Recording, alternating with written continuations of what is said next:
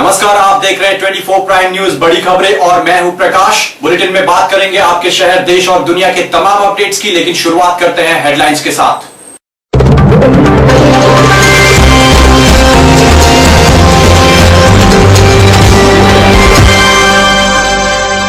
लोकसभा के छठे चरण के लिए चुनावी प्रचार खत्म। आज वाराणसी में अरविंद केजरीवाल ने भरा पर्चा और शाजिया इल्मी ने दिया विवादास्पद बयान।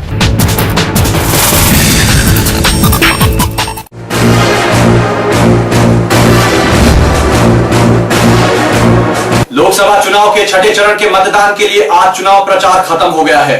वहीं कल होने वाले वोटिंग के लिए कड़ी सुरक्षा व्यवस्था का इंतजाम किया गया है। लोकसभा चुनाव के छठे चरण के मतदान के लिए चुनाव प्रचार खत्म। 11 राज्यों और एक केंद्र शासित प्रदेश की कुल 117 सीटों पर होने वाले मतदान के लिए सभी तैयारियां पूरी। तमिलनाडु की सभी 39, महाराष्ट्र की 19, उत्तर प्रदेश की 12 और मध्य प्रदेश की 10 सीटों पर कल डाले जाएंगे वोट। आज अरविंद केजरीवाल ने वाराणसी से भरा अपना नामांकन। यहाँ उनका मुकाबला बीजेपी के पीएम पद के उम्मीदवार नरेंद्र मोदी और कांग्रेस के अजय राय से है। नामांकन से पहले केजरीवाल ने वहाँ पर रोड शो भी किया। आम आदमी पार्टी के नेता अरविंद केजरीवाल आज वाराणसी से नामांकन करेंगे दाखिल। यहाँ उनका मुकाबला भाजपा के प्रधानमंत्री पद के उम्मीदवार नरेंद्र मोदी से है, जबकि कांग्रेस से अजय राय भी मैदान में हैं। आज प्रियंका गांधी ने रायबरेली में अपनी मां सोनिया गांधी के लिए चुनाव प्रचार किया। इस दौरान उन्होंने महिलाओं की सुरक्षा से जुड़े मुद्दे भी उठाए। प्रियंका गांधी ने रायबरेली में एक जनसभा में कहा कि व्यक्तिगत आरोप लगाना कोई राजनीति नहीं है। प्रियंका गांधी ने कहा कि ये चुनाव सोनिया गांधी के जीतने या क्षेत्र के विकास तक सीमित नहीं है, बल्कि ये चुनाव देश की एकता और तहजीब को बनाए रखने के लिए भी है। आम आदमी पार्टी की नेता शाजिया इल्मी अपने बयानों को लेकर विवादों में घिरती दिख रही है। आइए देखते हैं इल्मी के इस बयान पर क्या कुछ कहा नेताओं ने। मैं तो उल्टा कहती हूँ, मैं कहती हूँ मुसलमान बहुत सेक्युलर है और मुसलमानों को मिलन होना पड़ेगा। पहली बार मुसलमान को मिलन नहीं, अपनों को नहीं देता है वोट। अरविंद केजरीवाल आपके अपने हैं, हम तो कह रहे हैं सेक्युलर बहुत हो गया मुसलमान।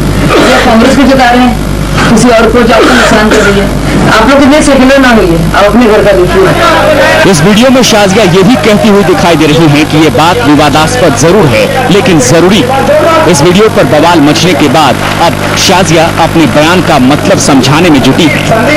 अगर मैं कहती सिर्फ मुसलमान को वोट दे तो वो कम्युनल बात होती।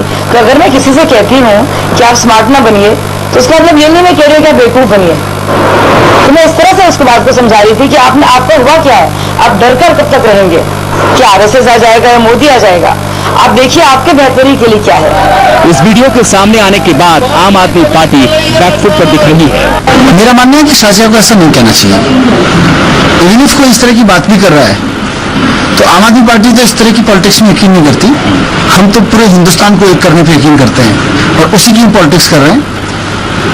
मैं मानता हूँ शाजिया ने गलत बोला है। राजनीति करने वाली आम आदमी पार्टी, जिसकी लगातार कथनी और करनी में बहुत गैप है, आज उनका मुझे लगता है एक सांप्रदायिक सोच स्पष्ट रूप से सामने आया है। चुनाव में किस तरह से सांप्रदायिक जहर घोलने की कोशिश हो और कोशिश की जाए, इसकी कोशिश हो रही है। इसका हम निंदा करते हैं और अगर वो सफाई देती है, स्पष्टीकरण देती है तो उन्हें देना चाहिए फौरन, और नहीं तो चुनाव आयोग को इस बारे में नोटिस देने की जरूरत है। बिल्कुल नहीं होना चाहिए। इस देश में हर हिंदू का व्यवहार ऐसा होना चाहिए जिस पर मुसलमान भरोसा करे, और हर मुसलमान का व्यवहार ऐसा होना चाहिए जिस पर हिंदू भरोसा करे। तभी इस देश को मजबूती मिलेगी। हिंदू भी सेक्युलर है, मुस्लिम भी सेक्युलर है, और 90% हिंदू और 90% मुस्लिम सेक्युलर है।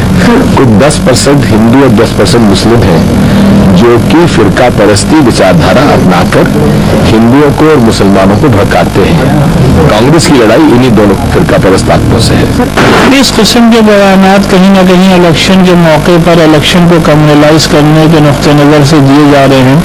पहले शिवसेना के एक लीडर ने बॉम्बे में बयान दिया, उसके बाद कुछ और लीडर्स ने इस किस्म के बयान दिए, जिससे कि ये बात वाज़ेह हो रही है कि जैसे जैसे इलेक्शन अपने फाइनल फेज की तरफ पहुंच रहा है, वैसे वैसे कुछ लीडर्स एक बहुत ही सोचे समझे मंसूबे के तहत इस इलेक्शन को कम्युनलाइज करने की कोशिश कर रहे हैं।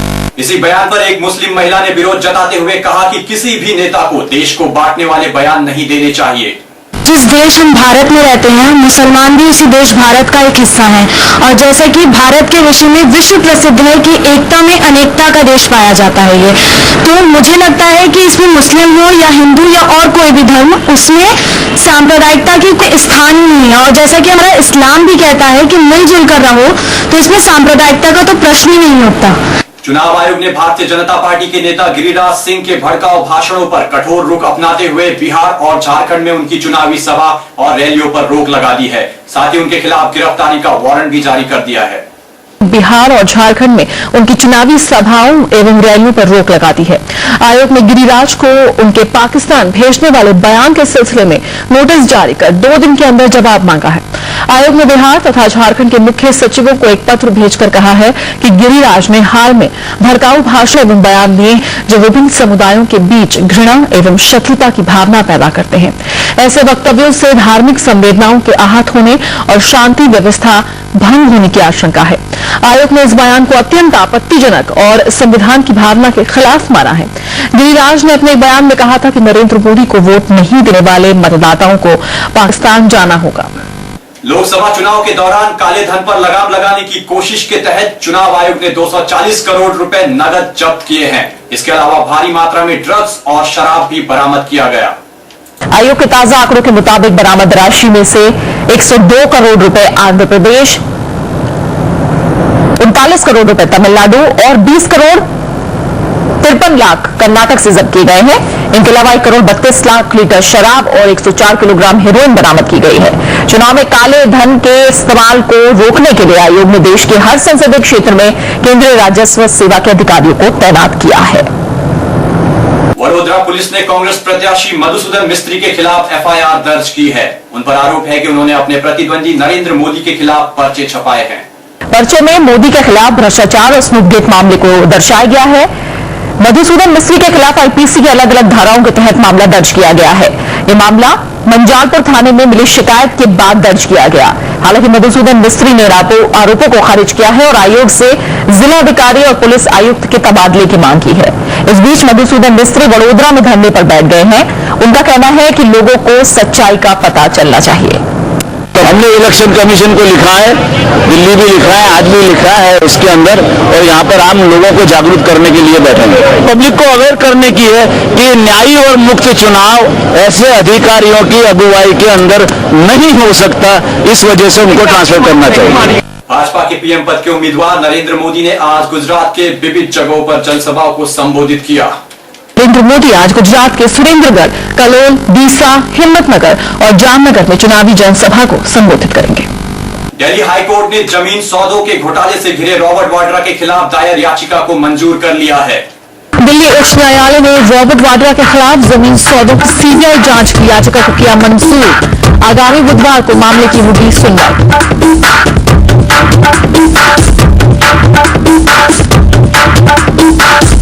पंजाब के लुधियाना में आज विंटेज कार रैली की गई। इस रैली का मकसद मतदाताओं को जागरूक करना था। जनता बढ़ चढ़कर हिस्सा ले रही है। पंजाब में 13 लोकसभा सीटों के लिए 30 अप्रैल को मतदान होगा।